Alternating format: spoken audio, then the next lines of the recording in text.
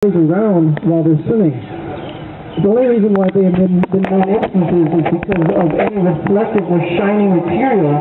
So the barracuda's favorite food is anything with a shiny or reflective scale surface. So if you have been known to dive into the water with barracudas in the area, we do ask that you remove any shiny or reflective objects that can reflect the sunlight.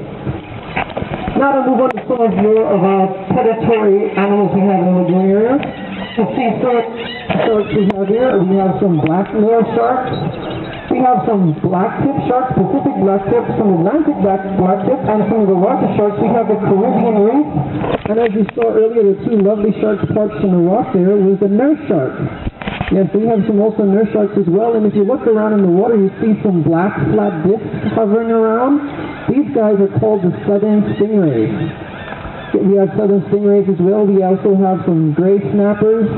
We have some smaller schoolfish over there in the rocks. There's some grunts, some small snappers as well, some yellowfin.